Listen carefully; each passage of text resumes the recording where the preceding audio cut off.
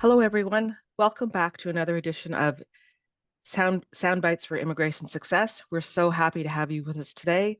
We're doing this series as a way for you to meet your colleagues, to hear their challenges, and to find out how they're solving them, and to hear their final takeaway tips. I have with us today Howard Brown. How are you, Howard? I'm doing great, Monica. Thanks for inviting me. Oh, it's a pleasure to have you.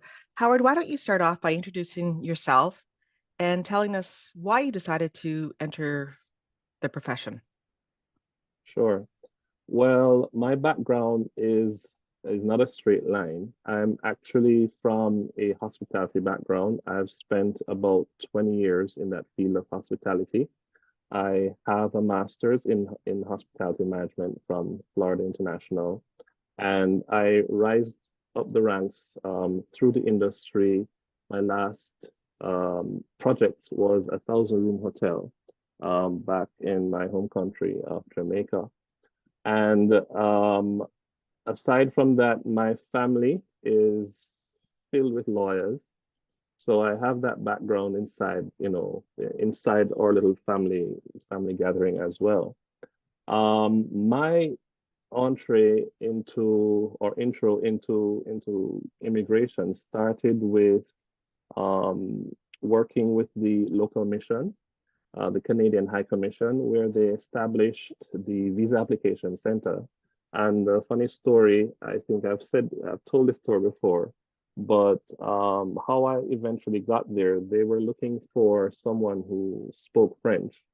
And it is unusual to find Jamaicans in Jamaica that speak French. And I happen to be on the market because I was giving myself a break from hospitality. It's a very, very intensive environment. So I was on a break pretty much, and this opportunity came along, and we established the first visa application center in the region, I believe, and I headed up that project. And so I got insights into Canadian immigration systems. I worked with visa officers in terms of training. I had meetings with program managers. So I got a lot of insight into the overseas processing systems and how that operates. And I was very intrigued by the legal documents as well, because as I said, I have a lot of lawyers in my background. And so I became very intrigued. Fast forward to Canada, I still started here in hospitality with a great company. And then COVID happened. And I was caught between self-pity and using my skills, my background, my interest to forge a new pathway. And in discussion with my wife, she said, "Why don't you consider immigration law?" And I thought to myself, huh, that's interesting. I've always been interested in law, but I don't have 4 or 3 more years to give in school. Let me try immigration law. And so I researched and found the Queen's program, and it was a match made in heaven, I can tell you, because I feel that this was my calling. I've always been an advocate for people coming through high school, and this gave me an opportunity to understand a system that can be very complicated, and it gave me the opportunity to advocate on behalf of persons who might not necessarily understand how the systems work. So when we did our process through the IRB and advocacy and understanding the tension and advocating on behalf of refugees, that sort of thing, I was really, really intrigued. And immigration is so multifaceted. It's not just one visiting visa or work permit. It is a wide gambit of very intricate or interlined um, policies and procedures that if you're not careful, you could get very, very, complicated and twisted in the whole system. So that is essentially how I got started, and I think I am enjoying it as we go along, and it's never the same. You learn so many things on an ongoing basis, which is also important for somebody like me because I like learning and I like new environments and I like just discovering research, that sort of thing. So here I am. Well, I love the story and the journey and the path. You said yourself that it was not a straight path. And that's what's so intriguing about so many immigration consultants. It's often a second or even third career because they've made the journey themselves. So you bring your life experience and your own passion. I'm intrigued to find out, how did you learn French then? If you say you're a rarity in Jamaica. Well, I initially my career goal from high school was to be a diplomat. So I spent in high school you have different streams. You can have languages mixed with sciences. So that's a stream that I pursued in high school. So I did both Spanish and French. And Jamaica has a very, or had at the time, a very good language program in high school. So I excelled very well at the languages. I love the sciences. Physics was not my strong point, but I did excel in those areas, and I went on to study languages. I did a double major in political science and languages at the university, and then I went to France, and a whole new world opened up for me there. So therein lies my French background. Very interesting. So you definitely have a wide background and a variety of skills to offer your clients. Yeah. So how long have you actually been an immigration consultant? When did you actually get your license? I received my letter of authority in January, Okay, so so we're just coming up to 1 year uh mark, yeah, the one almost. year mark. And of course you have a wide and varied background. So I'm wondering, as a new immigration consultant, for you, what has been sort of the biggest challenge, or maybe you're still experiencing that challenge, and what are your plans to solve it? Hmm. Well, I was recently asked that question, and my answer may be a little cliche, but it's my personal experience, and I think quite a few persons might resonate with this response. It's self-doubt. That has been my biggest challenge. Self-doubt, can I do this? I'm in a foreign country. I have no family connections here. Can I start a new business? Can it be successful? Am I doing the right thing? Will I make mistakes knowing that these are people's lives that I'm in charge of? And you tend to go down a rabbit hole if you start thinking like that. And the way that I've found to overcome this, because I do have an entrepreneurial spirit, I'm always thinking of the next business venture, of how to make this work, or something else. So I have a knack for business, but there is in the background this self-doubt. And one of the things, or one of the ways I found to overcome this was to surround myself with positive thinkers, with persons who are probably successful in their own business, to seek out professional mentors. And to that end, when I started or I was going into the immigration studies, I reached out to a former general manager who was a general manager of the organization that I was working for at the time. And I confided in him and I said, look, I really appreciate your opinion and this is what I want to do. Give me your feedback.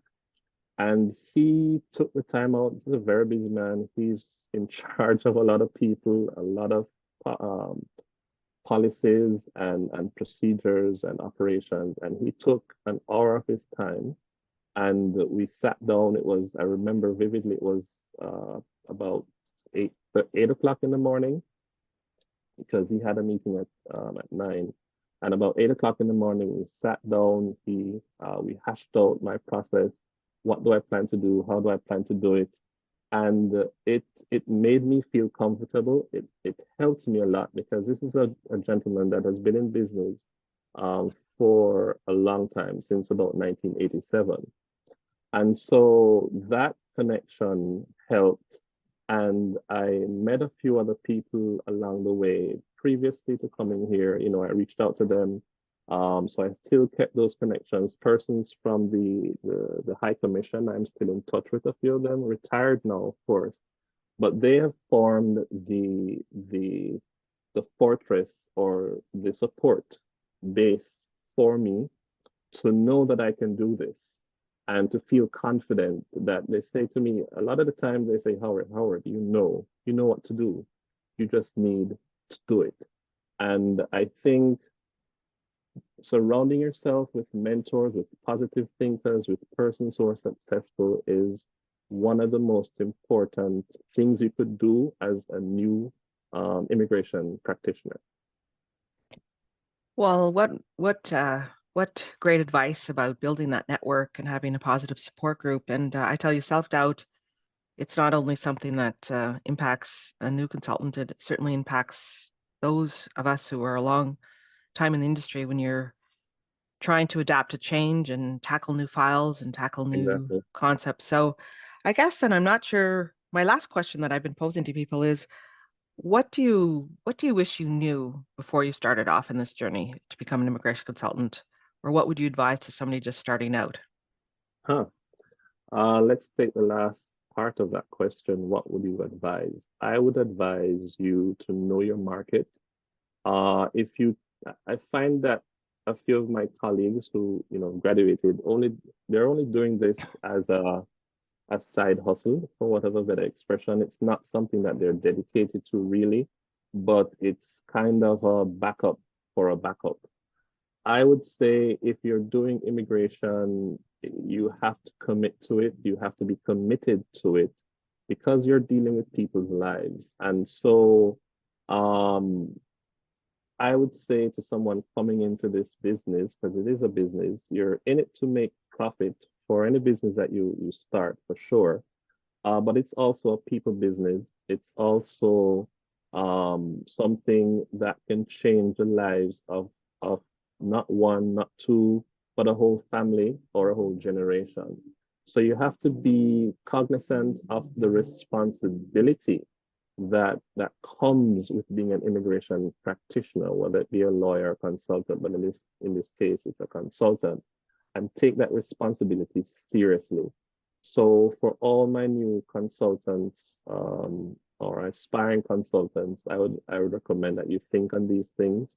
Think on the impact that you will likely have on your clients and think if this is the sort of responsibility that you'd like to have on your head.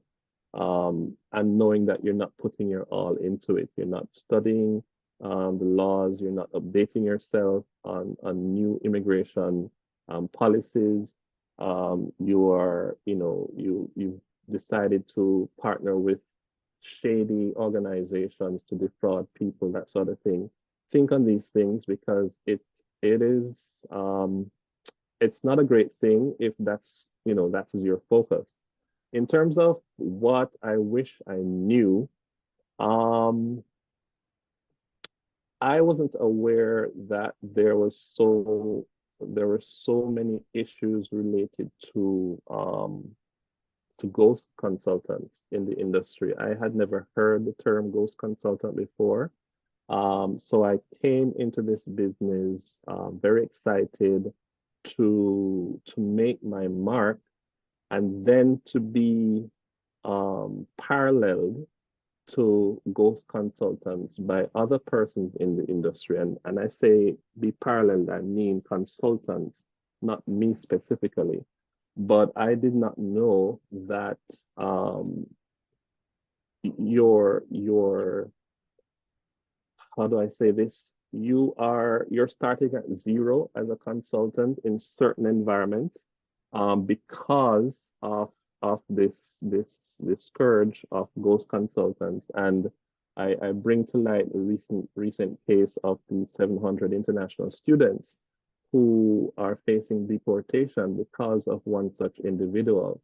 And once I realized that I was thinking to myself, I second guessed my entry into the business because I am I'm somebody that considers integrity and my good name above all others, you know. So I may not be the richest person, I may not have the newest model car, but my good name must be protected at all costs. And so when I speak to potential clients, the first thing they ask me is this for real? And I sometimes get offended by it, but what do you mean if this is for real? I'm telling you it is. But then I understand that in the background, there are so many persons there that are swindling people, that are defrauding. I wasn't aware that this was happening. I maybe I lived in a glass bubble. But so I would say to my aspiring consultants, be aware that you're going to be labeled, you're going to be presumed to be a particular a particular type or cadre of professional, and it's going to be up to you to fight out of that perception, to build a brand, a personal brand first of all, and then a professional brand in terms of if you're using social media or websites or whatever it is, so that people understand that you are above that fray of ghost consultant. Howard, thank you for insight on both, what you wished you had known and what you would advise to others just starting off. I just want to address a couple of those things. I really like what you said in terms of being cognizant of your responsibility and how this is very serious. Being an immigration consultant, it's a privilege, having gone through the studies and the licensing process and the responsibility of hearing somebody's journey and being part of it. That is certainly a very serious concern. And I think it's wonderful advice. Of course, it is a business you want to be able to pay yourself, but you do have the ability to change lives. And I think it's a really important objective to instill in every immigration practitioner. And your other one about ghost consultants, we like to call them unauthorized practitioners. And of course, I want to say, Howard, you're already 1,000 steps above somebody who is not licensed to practice. The fact that you have your license, the fact that you took the time and the money and the effort and you consider it so seriously. So I hope anybody who's listening today and hearing your words are also proud of what they've accomplished. And that when they're asked that question that you were asked, is this serious, that they can say with pride, yes, I am trained, I am experienced, I am happy to be part of your journey. And the other thing too is you talked about making your brand both in personally and professionally. And of course, as a collective, as an industry, we can all do our part as being part of the professional association, um, working to bring forward what we can do well and how we can make the industry better and to ensure that consumers have a choice, the right choice. And Absolutely. that includes educating consumers, that consumers themselves have to do their own due diligence. If it sounds funny and it walks funny, it probably is funny and it's probably too good to be true. So we want to instill upon our clients that they're asking the right questions. And sometimes as insulting as that question might be, I think I'm glad to hear that it's being asked. And we just have to have the courage to answer that in a way to reassure those clients. Howard, any final words that you want to give to our audience? Sure. Just piggybacking on words of advice and building your brand. And you mentioned very importantly, Monica, joining professional associations. And I find that being a member of CAPIC has given me a platform to be associated or to be seen to be associated with professionals of integrity. And I also joined my local chamber of commerce. That also will help to highlight your integrity and your branding. I'm also a past member of the Rotary Club. So in terms of advice and how to lift yourself out of that perception, I would recommend that you join professional associations such as CAPIC and others that, those persons, those organizations don't need to prove their integrity. They already have systems in place to ensure that their members are of a certain caliber and standard. And so if you're doing business with someone who's associated with CAPIC, who's associated with Ontario Chamber of Commerce, who is a Rotarian or any of the other social organizations, you can be assured that you're dealing with somebody that is responsible. So that's my 2 cents. Well, excellent. And we hope, of course, that everyone is responsible. So, Howard, thank you for taking the time with me today. It was so intriguing to hear your background and your story and your words.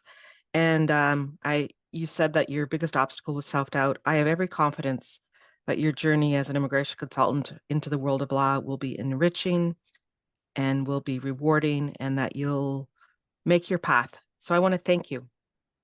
I thank you, Monica, for giving me this opportunity. And I look forward to working with CAPIC in other projects, volunteering, just expanding my knowledge base. Okay, thank you, Howard. We'll be in touch. We'll see you at the next one, everyone. Take care. Bye-bye.